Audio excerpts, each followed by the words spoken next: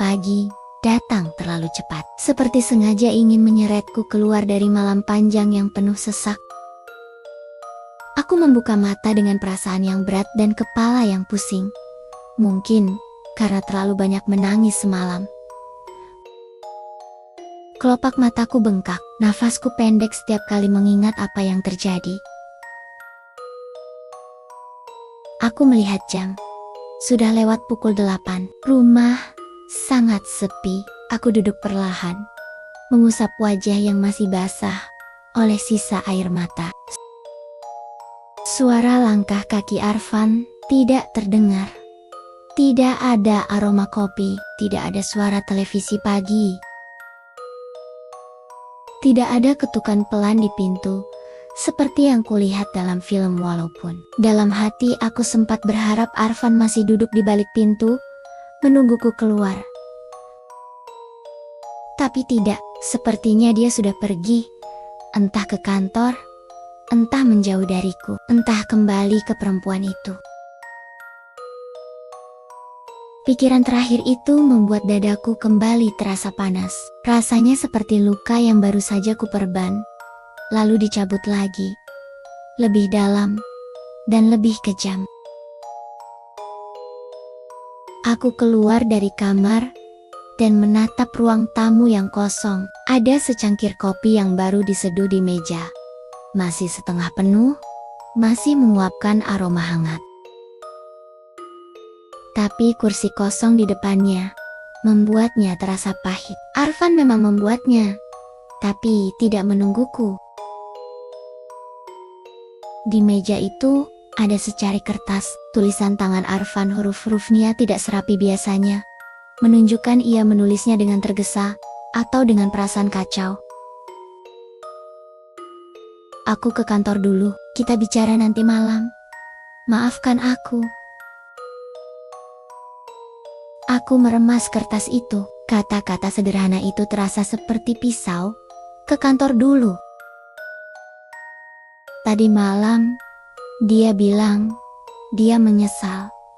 Dia bilang, dia tidak ingin aku pergi. Tapi pagi ini, dia tetap memilih pergi tanpa menatapku, tanpa mencoba mengetuk pintu lagi. Dia bahkan tidak tahu apakah aku baik-baik saja. Tidak tahu apakah aku bisa tidur. Tidak tahu apakah aku masih mampu berdiri setelah mendengar semua itu. Atau mungkin dia tahu dan dia pergi karena merasa bersalah. Aku duduk di sofa sambil memeluk kaki. Lama sekali, sampai akhirnya aku sadar. Aku tidak bisa terus menunggu tanpa tahu arah. Aku harus mencari jawaban, harus mengerti apa yang sebenarnya terjadi. Aku tidak ingin hidup dalam bayang-bayang dugaan, yang bisa jadi benar, bisa jadi salah. Dengan napas yang panjang, aku mengambil ponsel dan menatap nomor tak dikenal yang pernah menelepon kemarin. Aku nekat menekan tombol panggil ulang. Jantungku berdebar kencang, tapi panggilan langsung terputus. Nomornya sudah tidak aktif. Aku mencoba memanggil lagi, tapi tetap sama. Seakan perempuan itu hanya muncul sekali untuk meninggalkan luka yang besar, lalu menghilang tanpa jejak. Aku menaruh ponsel di meja sambil memejamkan mata. Air mata kembali jatuh spontan. Aku merasa sangat sendirian. Sang God Castle sangat tidak cukup dalam pernikahan yang kupikir selama ini baik-baik saja. Beberapa jam kemudian, aku akhirnya bangkit. Mencoba membereskan diri, aku mandi. Tapi bahkan air hangat sekalipun tidak bisa menenangkan hatiku. Aku berdiri lama di depan cermin, menatap wajahku sendiri. Wajah yang tampak lelah, kusam, penuh bekas tangis. Apa aku tidak cukup? Bisikku pada pantulan di cermin. Pertanyaan itu menusuk, bukan hanya karena pedih, tapi karena aku pernah sangat percaya bahwa aku dan Arfan saling melengkapi. Aku mencintainya dengan seluruh hatiku. Aku memberikan segalanya. Tapi ternyata itu tidak cukup untuk menahan seseorang yang hatinya mulai goyah. Siang itu aku mencoba makan, tapi tidak bisa.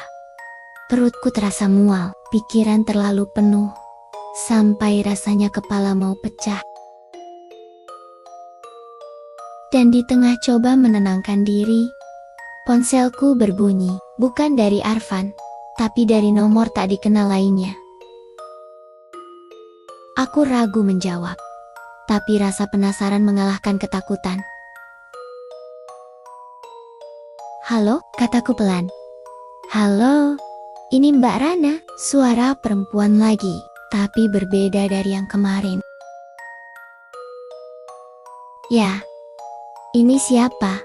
Suaranya terdengar canggung. "Saya, teman kerjanya Rara." Jantungku langsung berdegup keras, rasanya seperti ingin berhenti. "Kenapa menghubungi saya?" Suaraku nyaris gemetar. Perempuan itu menelan ludah, terdengar dari telepon. Saya merasa harus bilang, meski mungkin ini bukan tempat saya." Aku menggenggam ponsel lebih erat. "Bilang apa?" "Rara itu, dia memang lagi dekat sama suami Mbak." Dadaku seketika sesak. Perempuan itu melanjutkan dengan cepat, seakan ingin segera melampiaskan semuanya. "Dia cerita ke kami di kantor. Katanya dia sering ketemu suami Mbak. Katanya Arfan perhatian sama dia. Dan dia bilang, suami Mbak bilang, dia nyaman sama dia." Aku memejamkan mata, seakan bisa menghapus kalimat itu, kalau aku tidak mendengarnya. "Tapi, saya tidak yakin semua itu benar." Lanjutnya cepat. "Rara orangnya suka melebihkan sesuatu. Tapi, saya juga tidak yakin itu bohong. Dia kelihatan sangat yakin." Aku mulai menangis tanpa suara. Saya cuma berharap Mbak tahu semuanya. Saya minta maaf kalau ini menyakitkan. Telepon terputus, tapi suara perempuan itu terus menggema di telingaku. "Nyaman." Kata itu menghancurkan lebih dalam daripada pengakuan apapun. Nyaman. Itu berarti kedekatan mereka bukan cuma sekali. Bukan cuma momen kebetulan, tapi sesuatu yang tumbuh diam-diam. Arfan selalu pulang malam. Arfan sering gelisah saat lihat ponselnya. Arfan tiba-tiba banyak alasan, dan sekarang semuanya terasa masuk akal. Aku menutup wajah dengan kedua tangan. Tangis pecah lebih keras. Tidak ada lagi yang kutahan. Dada ini seperti terbuka, dan seluruh isinya dituangkan begitu saja, tanpa bisa ku kendalikan. Sore hari, Arfan pulang lebih cepat dari biasanya. Mungkin karena dia tahu keadaan sedang buruk. Tapi aku tidak menyangka dia akan pulang dengan wajah seburuk itu. Matanya merah, langkahnya berat. Dia masuk pelan-pelan, seakan takut aku tidak ingin melihatnya. Dan memang, aku sedang tidak ingin melihat siapapun. Termesak, Daya. Tapi saat aku menoleh, tatapan kami bertemu, dan hanya dari tatapan itu, aku tahu dia juga hancur, bukan hanya aku yang menangis. Matanya juga tampak sembab, seakan dia menahan tangis sepanjang hari. Tapi entah kenapa, itu tidak membuatku merasa lebih baik. Dia mendekat. "Sayang, kita ngomong ya." Aku bangkit dengan napas yang berat, menatapnya tanpa berkata apapun. Di antara kami ada jarak yang tidak pernah ada sebelumnya, jarak yang tidak bisa dijembatani hanya dengan kata maaf. Arfan duduk. Aku tidak. Aku berdiri, memeluk diriku sendiri. Aku dapat telepon lagi, kataku pelan, dari temannya Rara. Arfan menegang seketika. Apa yang dia bilang? Dia bilang, kamu nyaman sama Rara. Arfan memejamkan mata dengan sangat perlahan, seperti orang yang baru saja ditampar. Aku gak pernah bilang begitu, katanya lemah. Tapi kamu membuat dia merasa begitu. Suaraku pecah. Arfan tidak bisa melanjutkan. Dia hanya tertunduk lama sekali. Van, aku bicara lagi. Kamu bilang, kamu gak selingkuh. Tapi kamu membiarkan dia masuk. Kamu membiarkan dia merasa punya tempat di hidup kamu. Itu lebih dari cukup buat menyakitiku. Air mata Arfan akhirnya jatuh. Dia mengusap wajahnya kasar, seperti frustrasi. Aku salah. Aku benar-benar salah. Suaranya pecah, dan untuk pertama kalinya, aku melihat Arfan menangis tanpa mencoba menahannya. Aku menggigit bibir karas-karas, sambil menahan isak. Aku gak tahu harus bagaimana. Lanjutnya, aku sayang kamu. Tapi aku bodoh, aku terlalu capek, terlalu lelah. Sampai aku bahagia, ada orang yang memperhatikan aku. Tapi aku gak pernah berniat ninggalin kamu. Aku menyeka air mata dengan cepat. Kalau kamu sayang sama aku, kenapa hatimu bisa nyaman sama orang lain? Arfan menutup wajahnya dengan kedua tangan, dan akhirnya, tubuhnya limbung. Dia jatuh berlutut di lantai, betul-betul jatuh, seakan semua bebannya, akhirnya menghancurkan lututnya. Jangan tinggalin aku, katanya, di antara isak. Aku menatapnya dengan mata basah. Dia menangis.